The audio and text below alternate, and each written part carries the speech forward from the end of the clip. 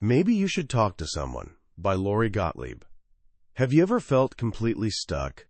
Like you're desperately shaking the bars of your prison cell, trying to escape, only to discover there are no bars? You've been free the entire time.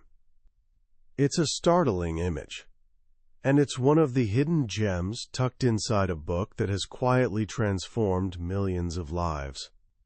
Written by therapist Lori Gottlieb, this isn't your run-of-the-mill self-help guide. Not even close.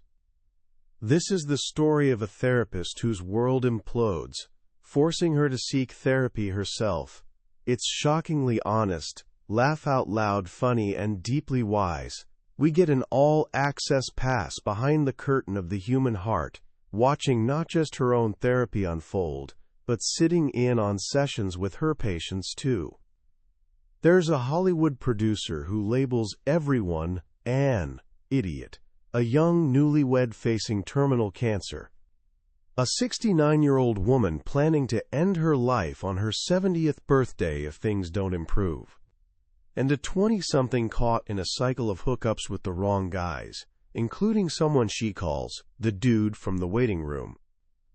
Their stories are riveting on their own, but what elevates this book to modern classic status is how their journeys mirror the therapist's own struggles. It reveals something profound. We're all far more alike than different. Today, we're stepping into that therapy room together. By the end, you'll understand not just how therapy works, but how people work. You'll discover the difference between pain that life hands us and the suffering we pile on ourselves. And you'll learn perhaps the most crucial lesson, how to author your own story instead of just playing a character in someone else's version. This isn't just a summary. It's an invitation to look inward and, maybe, to finally wake up. Let me introduce you to John. He walks into a therapist's office and announces that his life is plagued by idiots. The driver who stopped at a yellow light. The dental hygienist who won't stop chatting. Even the Apple technician at the so-called genius bar who couldn't fix his laptop. Some genius, he mutters. The therapist listening is our guide, Lori Gottlieb. As John rambles on, she's silently repeating a mantra: have compassion, have compassion, have compassion. It's not working. John is abrasive, arrogant, seemingly lacking any self-awareness. He tells Lori he chose her because she's a nobody in Los Angeles, so he won't run into his important TV industry colleagues. He pays cash, so his wife won't find out. You'll be like my mistress, he says with a grin, then corrects himself. Actually, more like my hooker. Lori has a rule from her training. There's something likable in everyone. She's found it in murderers and criminals. But sitting with John today, she's really struggling. He just seems like an asshole with spectacular teeth. Then something shifts. As John continues ranting, his outrage feels strangely familiar. The way he blames the outside world, his certainty that he's completely right and been terribly wronged. That's exactly how she's felt all day. Because what John doesn't know is that Lori is falling apart. The night before, the man she thought she'd marry, someone she simply calls boyfriend, unexpectedly ended their relationship. Now she's trying to hold it together for patients, crying during 10-minute breaks, and carefully wiping away mascara before the next session.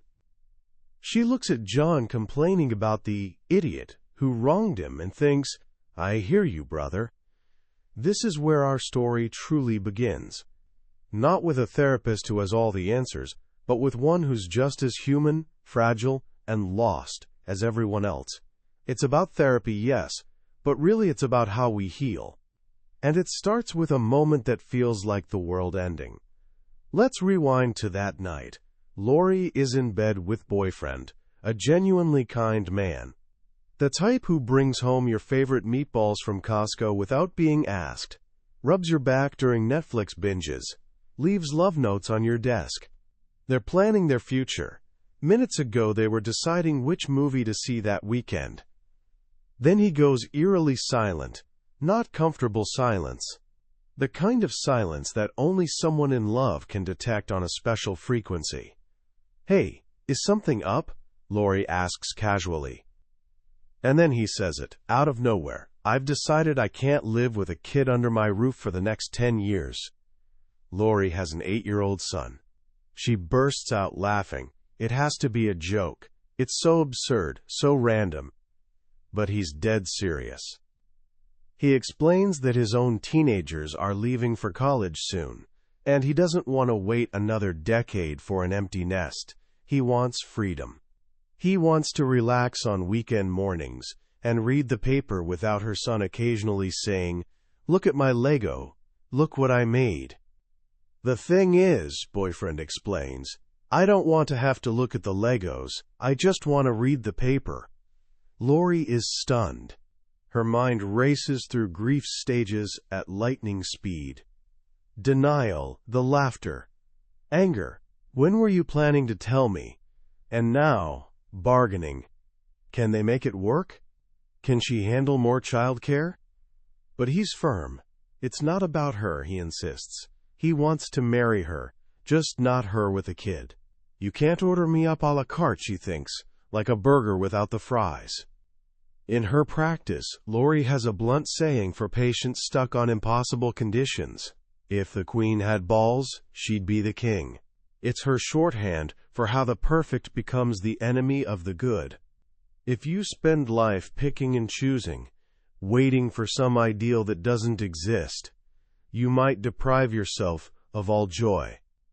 And now her own boyfriend is saying that without a kid she'd be perfect. But she has a kid. Just like that, her future evaporates. This becomes her presenting problem, the issue that pushes someone into therapy. The next morning, Lori is a wreck. She calls friends. One suggests she sleep with someone else. Another, fellow therapist Jen, diagnoses boyfriend as avoidant, or maybe just an asshole. But they can only offer so much comfort. Jen finally says what needs saying. "Maybe you should talk to someone." She tells Lori, "You need a place where you're not being the therapist. You need somewhere you can completely fall apart." Lori knows she's right. But finding a therapist when you are one is incredibly tricky. You can't see anyone in your professional or social circle. It's an ethical breach called a dual relationship. The therapy space needs to be sacred, separate. So while surrounded by therapists, she feels stranded in the middle of the ocean, dying of thirst. Water, water everywhere, nor any drop to drink. She ends up calling a colleague she barely knows, Caroline, asking for a referral for a friend. She invents a story about this friend being a high-functioning man in his 40s who'd prefer a male therapist, married with kids. She wants an objective opinion from someone just like boyfriend, convinced any reasonable man would be as appalled as she is. She's seeking objectivity, but only because she's certain it will rule in her favor. After some dead ends, Caroline suggests psychologist Wendell Bronson. "He's smart," she says, "married with kids, been doing this forever." That's all Lori knows. She calls and leaves a message, voice cracking on the word therapist. When Wendell calls back, he says maybe 5 words, mostly uh-huhs, before offering an appointment the next morning. It's not much, but just making the call brings relief. This is therapy's placebo effect, the hope that begins even before entering the room. Tomorrow, she thinks, she'll get help. Wendell will confirm boyfriend is a sociopath, and this will all become a beautiful oops, a minor blip on her life's radar. The next morning, Lori walks into Wendell's office and is immediately confused. There's no traditional therapist's chair, just 2 long sofas arranged in an L shape. She doesn't know where to sit. She picks a spot, and Wendell settles opposite her. He says nothing, just waits. And then it all pours out. She tells him everything, sobbing uncontrollably. This is the place Jen described, where she can completely fall apart. She makes her case, laying out all the evidence for why boyfriend is an avoidant sociopath. She's certain this married professional father will validate her, tell her she dodged a bullet. But Wendell doesn't offer any of that. Instead, after listening patiently, he asks a simple question that slices through her narrative. I wonder if you're grieving something bigger than the loss of your boyfriend. Lori wants to punch him. What garbage! She was fine before this. Better than fine. She has a child she adores, a fulfilling career, supportive family, amazing friends. She's here to get through a breakup, not dissect her entire existence. But Wendell knows what all therapists know. The presenting problem is often just a symptom of a much larger story. And as much as Lori wants to resist, a small part of her knows he's right. If she just wanted to complain about boyfriend, she could do that free with friends. She's paying Wendell for something more. She exists in that space between knowing and not knowing. This begins her journey, forcing her to examine the story she tells herself. And to understand her story, we need to go back to a young woman who, long before becoming a therapist, was obsessed with stories of a different kind. In her 20s, Lori worked in Hollywood. She started as a junior film agent's assistant, overhearing her boss ask his mentor, "Should I pick the smart one or the hot one?" When she got the job, she felt perversely hurt, concluding she must be the smart one. She loved the creative side, crafting stories and developing characters. She moved up, becoming a film executive. But the glamour faded fast. The work felt slow, leaving her bored, even depressed. The only relief came from watching TV every night. So she did what seemed logical, got a job in television at NBC. It was the dream. She worked on shows destined to become massive hits, like ER and Friends. She was there when Jennifer Aniston auditioned. She was on set with a young George Clooney. She felt energized, connected again. She'd solved her problem. Or so she thought. One of her shows, ER, had a medical advisor, a real emergency room doctor named Joe. Lori, ever the researcher, asked to visit him at work. In borrowed scrubs, she started shadowing him in the ER. The drunk drivers, gang shootings, brain tumors. These weren't fictional stories. This was raw, immediate, real life. And she was captivated.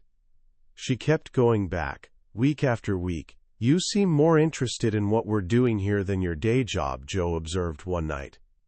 Then, almost casually, he said, "You could still go to medical school, you know."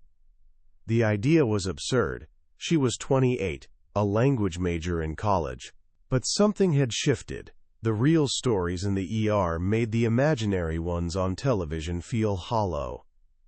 The decisive moment came on a Sunday at a county hospital. A doctor pulled back a curtain revealing a woman with diabetes complications. The smell was overwhelming, and when the doctor lifted the sheet, Lori saw the woman's lower legs were gone. One stump was infected with gangrene, black and moldy. Lori felt faint, trying to hold her breath. Then something extraordinary happened. The woman on the table, in unimaginable pain, took Lori's hand and smiled at her, as if to offer reassurance. In that single, selfless gesture, Lori knew. She was going to medical school. It was impulsive, perhaps, but came from somewhere deep she could no longer ignore. She wanted real life, real people, to be her world. This brings us to one of the most powerful stories Lori shares, a short essay called "Welcome to Holland." It was sent to her patient, Julie, a young newlywed dying of cancer. The essay compares having a baby to planning a fabulous trip to Italy. You buy guidebooks, learn Italian phrases, dream of the Colosseum and Venetian gondolas. Then, after months of anticipation, your plane lands. The flight attendant announces, "Welcome to Holland." "Holland?" you say. "What do you mean, Holland? I signed up for Italy." But the flight plan changed. You've landed in Holland, and there you must stay. The point is, you haven't been taken somewhere horrible and disgusting. It's just different. It's slower, less flashy than Italy. But if you spend life mourning that you didn't get to Italy, you may never be free to enjoy the very special, very lovely things about Holland, the windmills, tulips, the Rembrandts. When Julie first read this, she was furious. There was nothing special or lovely about cancer. But her best friend, whose son had severe autism, gently told her she was missing the point. Her life was no longer Italy, but she could still find a version of life, a version of joy in Holland. This theme runs through every story in the book. We all have our own version of Holland, the life we get, not the one we planned. John, the idiot guy, landed in a Holland of grief after his mother's sudden death when he was 6, and then again in an unthinkable tragedy involving his own son. Rita, the older woman, landed in a Holland of loneliness and regret after failed marriages. Lori herself landed in Holland the night boyfriend broke up with her. And this is where therapy enters. It helps us buy new guidebooks, learn a new language, and discover the hidden beauty of where we've found ourselves. For Julie, Holland meant confronting her mortality head-on. With Lori's help, she starts living more fully, not in some distant future, but right now. She even gets a job as a Trader Joe's cashier, something she'd always fantasized about, finding joy and connection in simple human interactions over groceries. She wanted to be known as a person, not a cancer patient. It was her way of reclaiming her story. Her journey is a heartbreaking, beautiful reminder that even facing death, there is life and love. The book she writes for her husband, to be read after she's gone, even includes a dating profile for him to find a new wife. Her final wish is for him to have another epic love story. As her father once told her, at the end of the day, love wins. Now back to John, the man who thinks everyone's an idiot. Week after week, he comes to Lori's office, sits on her couch, and complains. He complains about his wife Margot, who he says is depressed. He complains about colleagues. He interrupts Lori whenever she tries speaking. He even starts texting during sessions. Lori knows John's abrasive exterior is a defense, a fortress keeping people from getting too close. Her job is finding a way in. One day, when he won't stop texting, she tries something new. She picks up her own phone and texts him. "It's me, your therapist. I'm over here." John is shocked. "You're texting me now." But it works. It gets his attention. It's a small crack in his fortress. The real breakthrough, though, comes from an unexpected source. His dog, Rosie. John complains that Rosie is being an idiot peeing on the bed. But as he talks about her, a different side emerges. A softer side. "You really love her," Lori says. "Of course I do. She's my daughter," John snaps back. "No," Lori says gently, "I mean Rosie. You care about her deeply." John's face brightens. He pulls out his phone to show Lori a picture. "She's a rescue dog," he says proudly. The dog in the photo is, honestly, one of the ugliest dogs Lori has ever seen. But John is beaming, completely smitten. "You know what I love about Rosie?" he says later. "She's the only one who doesn't ask things of me, the only one who isn't, in some way, disappointed with me." It's a huge admission. Underneath all the bluster is a man who feels like a failure, terrified of disappointing the people he loves. It's the first glimpse of the real John, the one hiding behind the asshole persona. And this brings us to John's biggest secret, a story he's never told anyone. One session, while complaining about his wife and daughters, he makes a slip. He's talking about too much estrogen in the house, how his daughter Grace is acting like a teenager, and then he says, "And Gabe's getting so emotional." "Gabe?" Lori asks.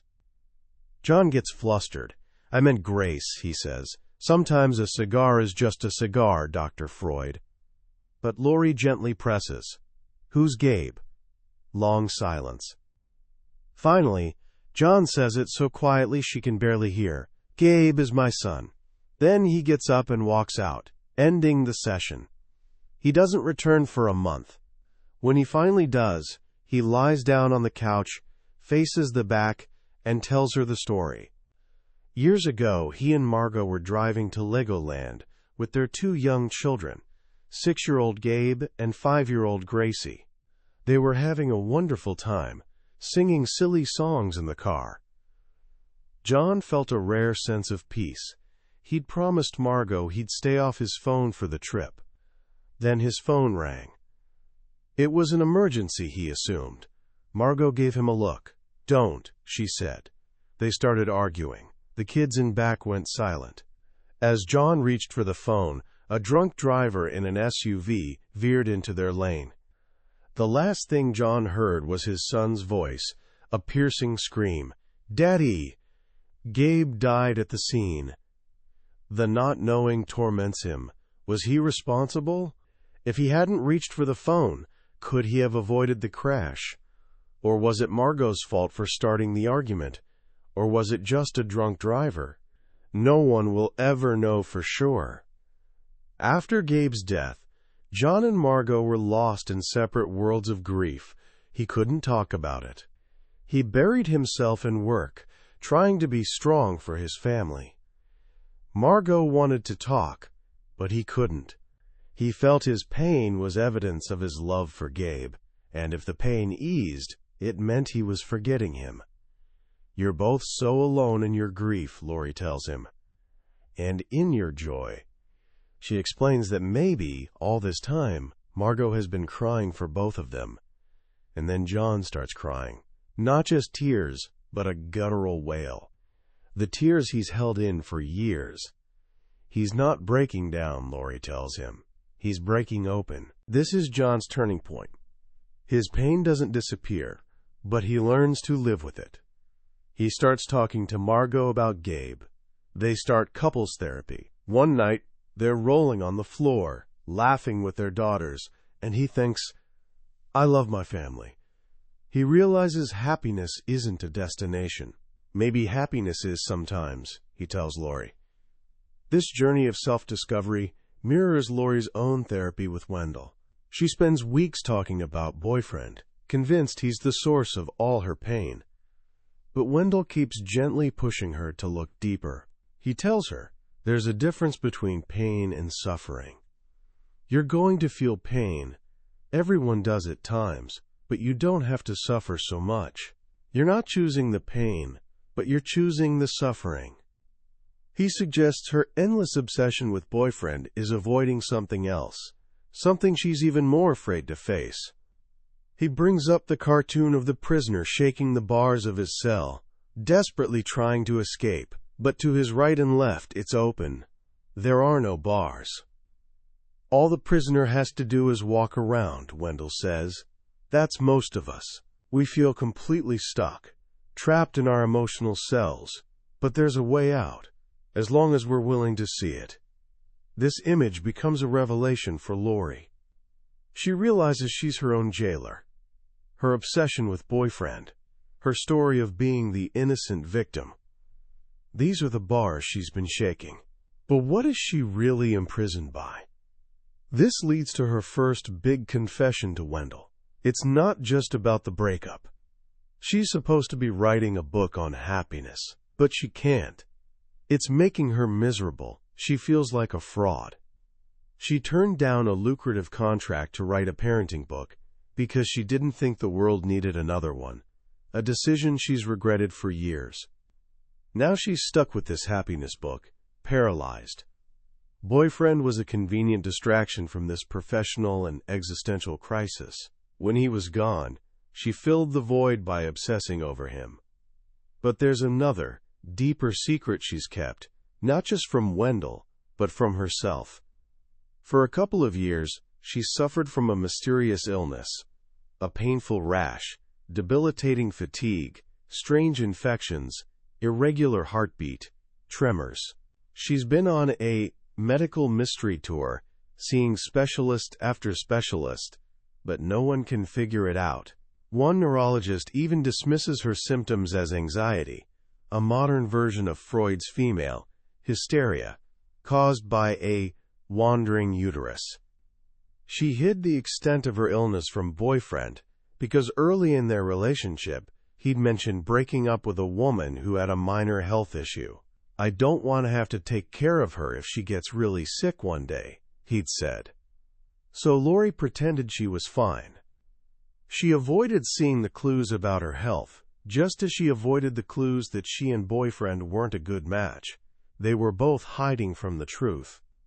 Wendell listens to all this and connects it to what he calls the 4 ultimate concerns all humans face: death, isolation, freedom, and meaninglessness. Lori's fear of her illness is a fear of death. Her breakup plunged her into fear of isolation. Her paralysis over her book is a fear of freedom, the responsibility of making choices about her life.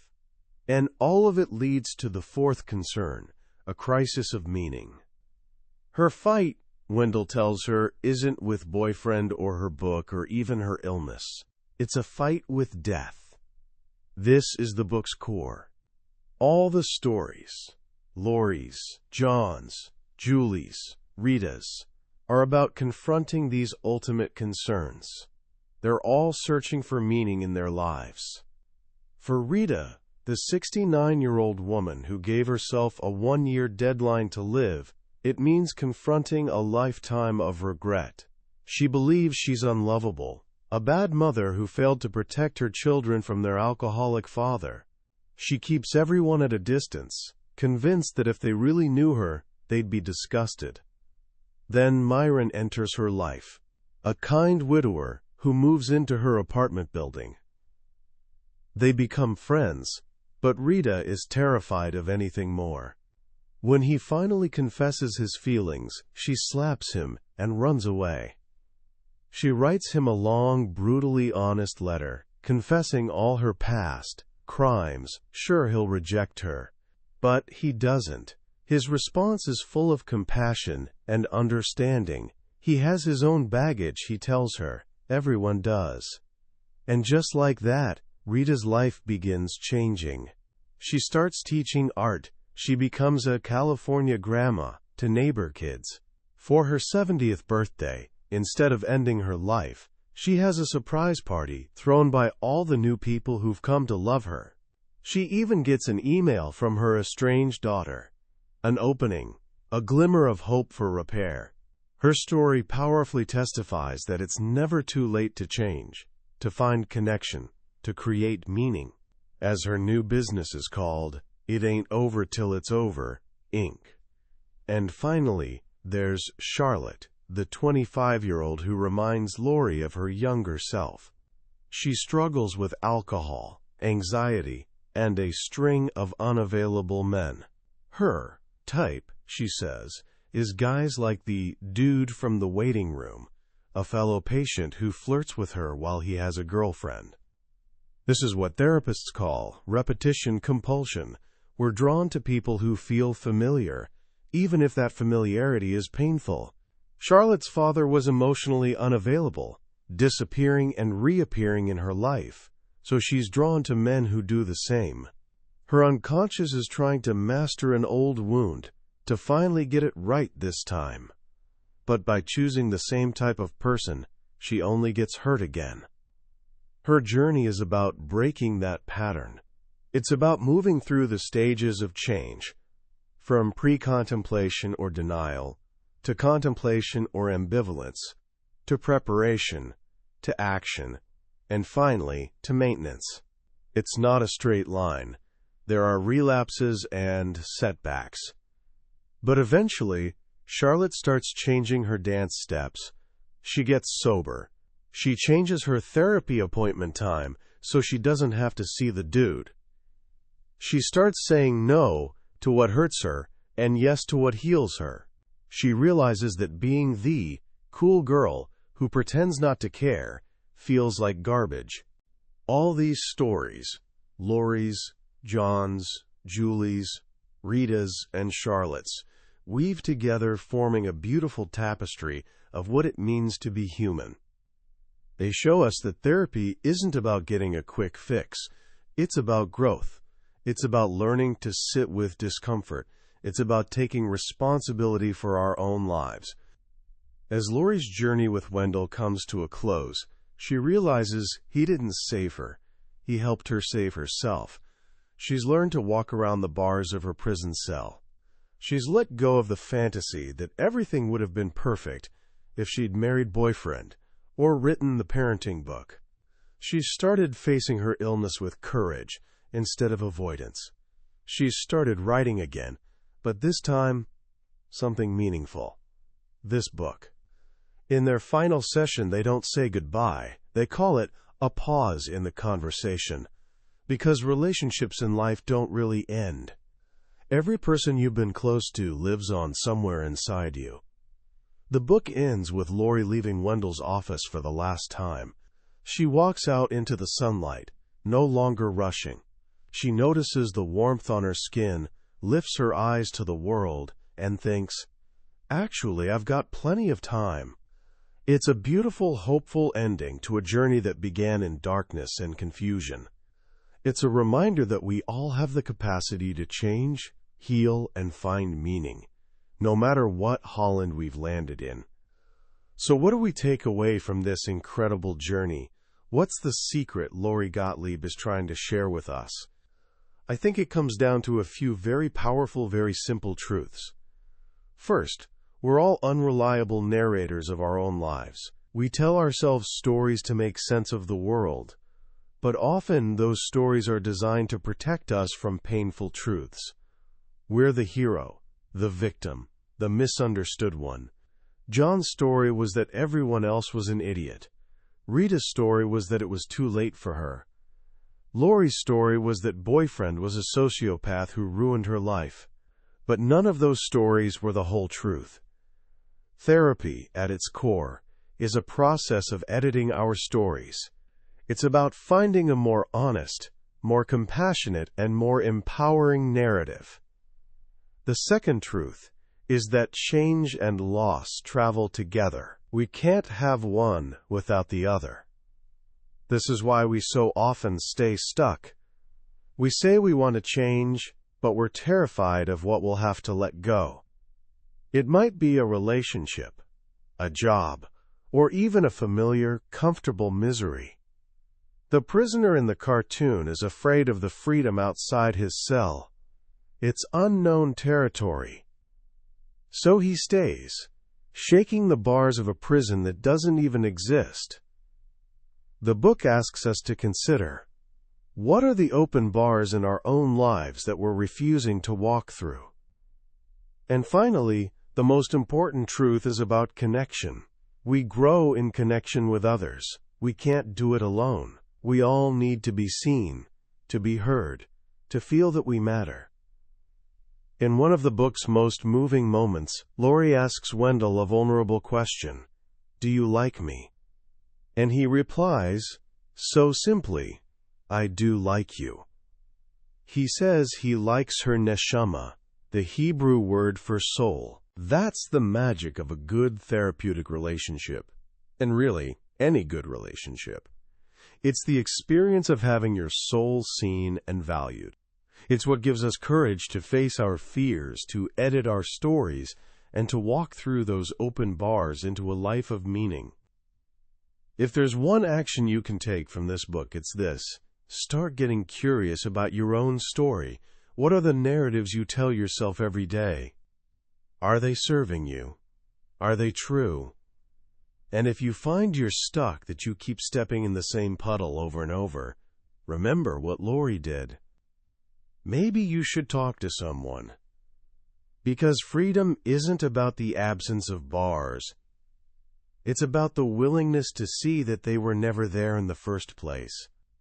That was a summary of Maybe You Should Talk to Someone by Lori Gottlieb. We've journeyed through the main stories and ideas today, but I'll be honest with you, a summary can only take you so far. The real magic of this book happens in the quiet moments, when a particular story or a simple phrase hits you in a way you didn't expect. This summary is designed to give you a sense of the book's heart, and to help you decide if it's worth your time. If anything we've talked about today has resonated with you, I truly encourage you to grab a copy. Reading it isn't just about learning psychological concepts. It's an experience that can genuinely change how you see yourself, your relationships, and the beautiful, messy business of being human. A link to the book is in the description. Also, if you found this summary valuable and it gave you something to think about, please show your support by hitting that like button and subscribing to the channel. That way, you won't miss our next journey into another life-changing book. Let's keep growing together.